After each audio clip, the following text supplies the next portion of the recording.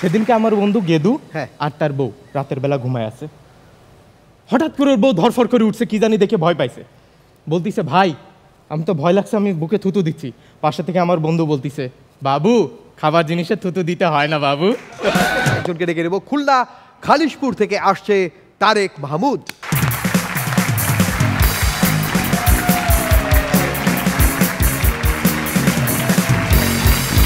আসসালামু আলাইকুম দাদাস, ভাই ব্রাদার। ভাই ব্রাদার, পুরো বাংলাদেশে এখন সংস্কার চলছে, যা কিছু হচ্ছে ভালোর জন্যই হচ্ছে। কিন্তু যদি কোনো সংস্কার খারাপ হয় তাকে এক কথা কি বলবে? কুসংস্কার।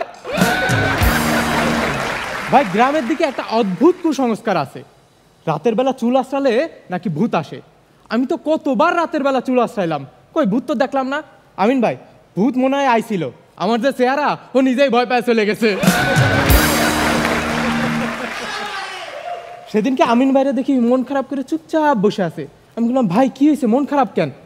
আরে আর বলিস না রে, আমার মনে হয় অমঙ্গল হবে। কেন ভাই আপনার সামনের দিকে কালো বিলাই গেছে? না তোকে মেন্টর কালা তারেক সামনের থেকে গেছে।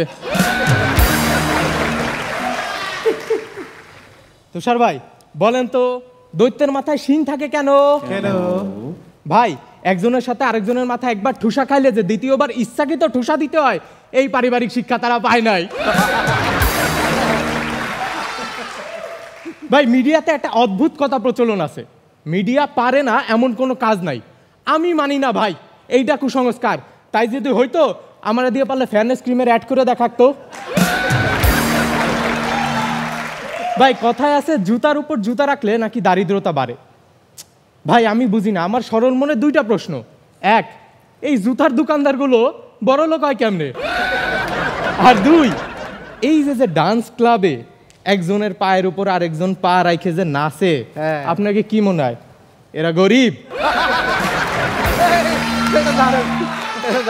সেদিনকে এলাকায় চোর আসছে, ভাই আমরা সবাই প্রায় চোরটারে ধরেই ফেলছি। চোর দুটা ছাদ থেকে লাফ দিছে। আমরা ওরে ভাই মানবতা তো আছে, নিয়ে হাসপাতালে ভর্তি করাইলাম। ভাই ওরে জিজ্ঞেস করলাম তোরা লাভ দিলি কেন? ভাই পুলিশ নয় একটু তোকে ধরতই, তোকে লাভ দেওয়ার কোনো দরকার ছিল? ছোট ছোটটা কয় ভাই আমি ওস্তাদ দেখলাম, ওস্তাদ পুলিশ তো ঘিরে ফেলাইছে, আমরা কি করব? ওস্তাদ কয় লাভ দে। ওস্তাদ আমরা 13 তলার উপরে আছি। আরে দূর বেটা, লাভ দে, এখন এসব সংস্কার মানার সময় আছে নাকি? সেদিনকে এলাকায় একটা লোক অ্যাক্সিডেন্টে মারা গেছে, আমরা সবাই মিলে দেখতে গেলাম। কিন্তু যাই দেখি লাশ নাই। যাই জিজ্ঞেস করলাম ভাই লাশ ভাই গাড়িটা কোথায়? বললো ভাই ময়নাতদন্তে আছে, ওটা নিয়ে আসবে একটু পরেই। বলতে না বলতেই লাশ ভাই গাড়িটা চলে আসছে। রনি ভাই বলে উঠলো ভাই দেখছো, বলতে না বলতেই চলে আসছে, লোকটা মেলা দিন বাঁচবে। সেদিনকে আমার এক বন্ধু এসে আমার বলতেছে ভাই আমার তো দায়নার চুলকাচ্ছে, মনে হয় টাকা আসবে না? হয় ভাই তোর টাকা আসবে। আরেকজন এসে বলতেছে ভাই আমার তো বাম হাত চুলকাচ্ছে, মনে হয় টাকা আসবে না? হয় ভাই টাকা আসবে তোর। ভাই আমার তো পায়ের তলাও চুলকাচ্ছে, ভাই তোর বিদেশের তেও টাকা আসবে। ভাই আমার পুরো পিঠ চুলকাচ্ছে, হালার পর দূর হয় এখান থেকে, তোর চুলকানি হয়েছে। সেদিনকে আমার বন্ধু গেদু আর তার বউ রাতের বেলা ঘুমায় আছে। হঠাৎ করে ওর বউ ধরফর করে উঠছে, কি জানি দেখে ভয় পাইছে। বলতিছে ভাই আমি তো ভয় লাগছে, আমি বুকে থুতু দিচ্ছি। পাশে থেকে আমার বন্ধু বলতিছে বাবু খাবার জিনিসে থুতু দিতে হয় না বাবু। তো যারা হাসো দেখেন সবার জন্য বলতিছি, এই যে আমিন ভাই আমাদের গুলি করে, কেউ কিন্তু মরে না। ফারিয়া ম্যাম যে আমাদের হার্ট দেয়, কারোর সাথে কিন্তু ভালোবাসা হয় না। রনি ভাই যে এসে আমাদের জড়ায় ধরে, এইসব কেউ সিরিয়াসলি নেবেন না, কারণ এই সবই কুসংস্কার। Thank you.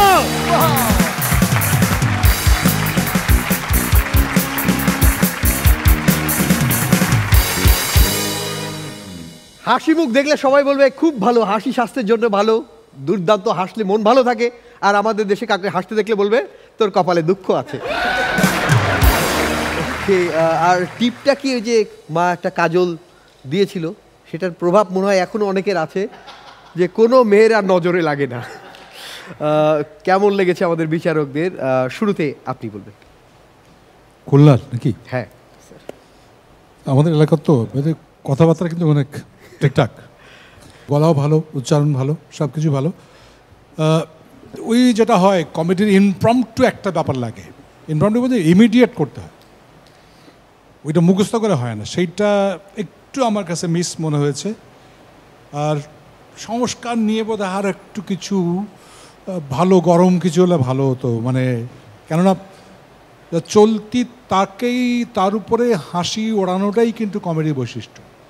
কমেডি সবসময় পাঞ্চ কিন্তু হচ্ছে বর্তমান সময়ের সঙ্গে, পৃথিবী জুড়েই তাই। কিন্তু যদি আমেরিকাতে দেখি তারা প্রেসিডেন্টকে নিয়েও কমেডি করে, অমুককে নিয়ে কমেডি করে, আমাদের এখানে সেগুলো করা যায় না, একটু ঝামেলা আর কি। মানে কোনো রাষ্ট্রের কোনো কাউকে নিয়ে কমেডি করলেই সে মনে করে ভ্যাঙাচ্ছে, ভ্যাঙানো আর কমেডির মধ্যে পার্থক্য আছে কেমন। তো সেই জায়গাটায় পৌঁছতে পারলে ভালো হতো, স্ক্রিপ্টটা একটু বোধ হয় মচমচে হলে ভালো হতো, but well tried, quite nice. সে এমনিতে দুর্দান্ত পারফরমার। এই হাসি মুখটা দেখলেন, এটা তার সহজাত, এবং যা কিছু বলে সে হাসি মুখে বলে। পরীক্ষা দিয়ে আসলো মনে হয়, কারণ রিহার্সাল করা কঠিন আছে না, এবং জিজ্ঞেস করল পরীক্ষা কেমন হয়েছে, হাসি মুখে বললো ভালো হয়নি। সে হাসি মুখে যা বলে। কি পরীক্ষা ছিল?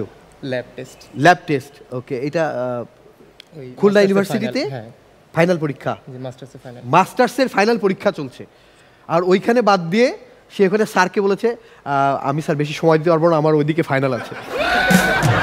কোনটা আগে, শিক্ষা নাকি কমেডি, কোনটা আগে? দুইটাই দরকার। আমাদের দিক থেকে বাহ দিলে, আমার ওদিকে স্যার হতাশ। এই স্যার কি বলবে? আমিন খান। ইয়েস, তারেক মাহমুদ। তারেকের জীবনের কাহিনীর সাথে আমার অনেক কিছু মিলে যায়, যে পরীক্ষা ওদিকে দিচ্ছে, এদিকে চলে আসে। আমার জীবনে এরকম ঘটনা ছিল যেখান থেকে আজকে আমি এখানে।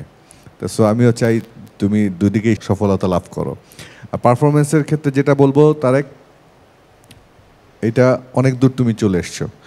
পারফরমেন্স অ্যাজ ইউজুয়াল ভালো ছিল, কিন্তু এখন জিনিসটা হচ্ছে কি, তোমাকে নিজেকে ভাঙতে হবে, নিজের পারফরমেন্সটাকে আরও ডেভেলপ করতে হবে। জোকস ঠিক আছে, পারফরমেন্সটা, থ্রোয়িংটা বা প্যাটার্নে একটু ডেভেলপ, নতুনত্ব কিছু আনতে হবে যেন মজা লাগে। হ্যাঁ, তুমি মুখস্থ বলে যাচ্ছ, তোমার উচ্চারণ সুন্দর, ফোর্স আছে, সব আছে, মুখস্থ মনে হচ্ছে, ঠিক আছে। অডিয়েন্সের সাথে কানেকশনটা কমে আসছে তোমার, যে অডিয়েন্সকে নিয়ে খেলা, অডিয়েন্সের সাথে কানেক্ট হওয়া, এই জিনিসটা বাড়াতে হবে।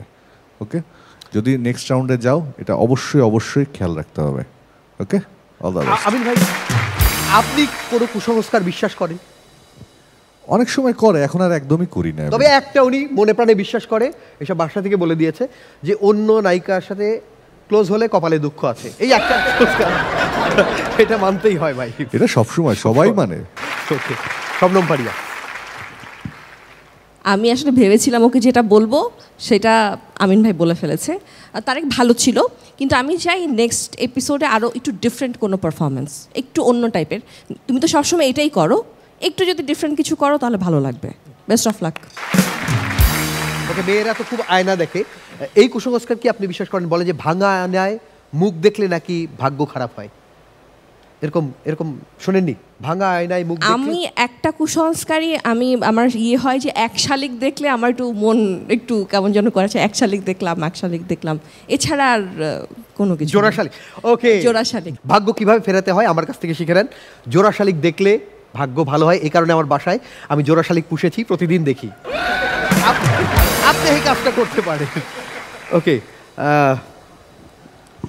তারেক, তুমি পরীক্ষা দিয়ে কবে ফিরেছো? গতকাল। হ্যাঁ, কারণ হচ্ছে ওইটা বোধহয় একটা টেনশন ওখান থেকে ছিল, খুলনার থেকে, যে কি যাবো, কীরকম পারফরমেন্স করব, কি হবে, ওই জিনিসটা মাথার মধ্যে ছিল, এবং সেটার একটা ছোট্ট প্রতিফলন আমি এখানে দেখতে পেরেছি।